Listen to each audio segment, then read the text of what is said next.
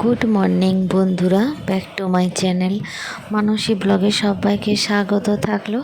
তোমরা সবাই কেমন আছো বলো বন্ধুরা? নিশ্চয়ই ভালো আছো, আর আমরাও সবাই খুব ভালো আছি। তো চলো আজকের ব্লগটা শুরু করা যাক। সকাল 5টা থেকে ঘুম থেকে উঠেছি, আর 5টা থেকে ঘুম থেকে উঠে আগে রান্নাঘরেই আমাকে যেতে হয়।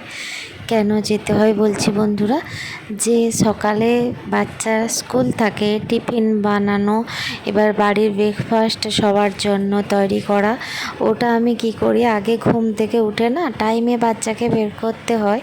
তো ওই জন্য সকালবেলা আমি রান্নাঘরেই চলে যাই।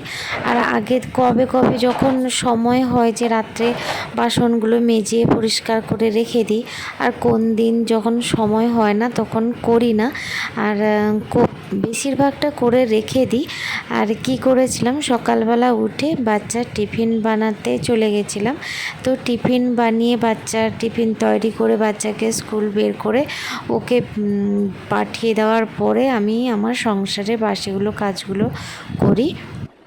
বাবুকে বের করে দেওয়ার পরে কি করি বলো তো বন্ধুরা, আমি কি করেছিলাম, একটু চা আর রুটি খেয়ে নিয়েছিলাম। চা রুটি খাওয়ার পরে নিজের একটু ব্রেকফাস্ট করে নেওয়ার পরেই সকালেই ওটাই আমি খাই। আর তারপরে কি করি, বাসি করে ঝাড়ু লাগানো, ঘর মোছা, তারপরে এই সব কাজগুলো টুকটাক করে নিই। করে নেওয়ার পরে বাসনগুলো ধুয়ে দিই। বাসন ধোয়ার পরে আর পরিষ্কার করে রান্নাঘরের কাজগুলোও পরিষ্কার করে গুছিয়ে রেখে দিই। তারপরে কি করলাম, আজকে ঘর মুছছিলাম। ঘর মোছার পরে কি করেছিলাম, মাথা ধুবো বলে তার আগের দিন রাত্রে না তেল নিয়ে নিয়েছিলাম জানো। তো ওই জন্য তেল নিয়ে নিয়েছিলাম কেন, যেদিন মাথা ধুবো তার আগের দিন তেল নিয়ে নিলে না চুলটা খুব সিল্কি থাকে। তো আমার সব কাজ কমপ্লিট হয়ে গেছে, এবার ঠাকুর ঘরে।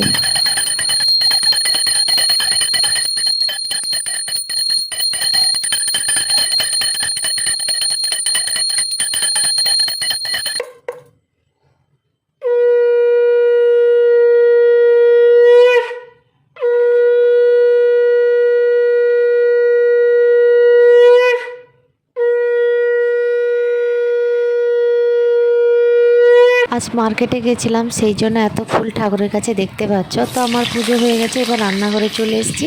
তো মার্কেটে গেছিলাম, এই যে বললাম না বন্ধুরা, মার্কেটে গেছিলাম। তো বাড়িতে বললো যে চিকেন খাবে বলে, ওই জন্য আমি চিকেন আনতে গেছিলাম। তো চিকেনের সাথে আলু না দিলে ভালোও লাগে না বলো। তো আমরা তো বাঙালি, আলুটা একটু ভালোবাসি তরকারিতে, বিশেষ করে চিকেনের সাথে আলু না দিলে ভালো লাগে না। তো ওই জন্য আলু, আমাদের বাড়িতেও সবাই একটু আলু ভালোবাসে চিকেনের সাথে। তো এই জন্য আমি আলুও দিয়ে দিয়েছিলাম। তো আলু আর চিকেন রান্না হয়ে গেল, রান্নাবান্না কাজ কমপ্লিট করে খাওয়া দাওয়া কমপ্লিট হয়ে গেছে। তো এবার রান্নাঘরে গ্যাস টেবিলটা পরিষ্কার করে বাসন ফাসন ধুয়ে পরিষ্কার করে গুছিয়ে রেখে দেবো। আসলে কি বলো তো বন্ধুরা, সময়ের সাথে সাথে না দিনও চলে যায়, কেমন বোঝা যায় না। মানে দিন গুনতে গুনতে কেমন 7 মাস কেটে গেল সেটাও বোঝা গেল না। যে হ্যাঁ, সত্যি কাজের মধ্যে থাকলে না সময়ও বোঝা যায় যে হ্যাঁ দিন চলে যাচ্ছে, ওই জিনিসটাই মনেই হয় না। আর দেখো, এই যে 7 মাসের কথা বললাম, আমার হাজব্যান্ড বাড়িতে নেই। তো এবার মানে চলে এসছে, দিন এসে যাবে।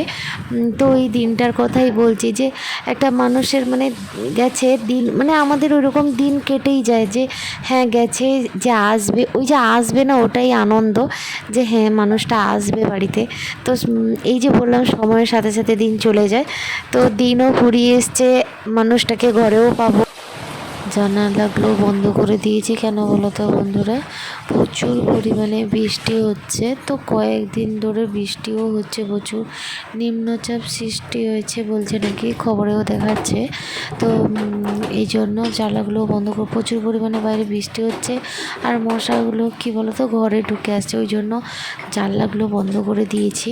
আর আমার এপাশে রান্নাঘরের কাজও কমপ্লিটও হয়ে গেছে তোমাদের সাথে কথা বলতে বলতে। তো বাসনগুলো মেজে নিলাম, মেজে ধুয়ে পরিষ্কার করে ওই যে গ্যাস টেবিলের উপরে রেখে দিলাম। গ্যাস টেবিলের উপরে এগুলো রেখে দিলাম কেন, এগুলো একটু জল ঝরে যাক, তারপরে একটা কাপড় দিয়ে পরিষ্কার করে জলগুলো মুছে নেব। আর এগুলো কমপ্লিট হয়ে গেল আমার। তো শেষে কড়াটাকে মেজে নিচ্ছি। তো কড়াটাকে মাজতে মাজতে এই যে দেখছো না বন্ধুরা, বেসিনে জল ধরে আছে, পরিষ্কার করে দিলেও জল ধরে থাকে কেন জানি না, বুঝতে পারি না। তার মানে ওটাকে পুরো ওই যে যাই হোক যতই বাসন ধোও না কেন একটু না একটু দেখবে নোংরা থেকে যায়, তো ওর জলটাকে মানে পুরো একদম ইয়ে করার জন্য ওই পাইপটাকে তুলে পরিষ্কার করে দিলে জল আবার চলে। ফ্লিপকার্টে অর্ডার করেছিলাম, তো সকালে অর্ডারটা এসে গেছিলো, তো সকালবেলা আর খুলতে পারিনি, তো ওই জন্য সংসারের সব কাজ কমপ্লিট করে বিকেলবেলা খুলতে বসেছি ওটা। আর তোমাদের সাথেও শেয়ার করে দিই, এই যে দেখো আইশ্যাডোটা অর্ডার করেছিলাম, তো ভালোই এসছে, দেখে নাও বন্ধুরা। আমি কিন্তু অর্ডারটা করেছিলাম, দুটোই এসছে, খুব সুন্দরই এসছে আর কোয়ালিটিটা খুবই ভালো, দেখেই বুঝতে পারছো।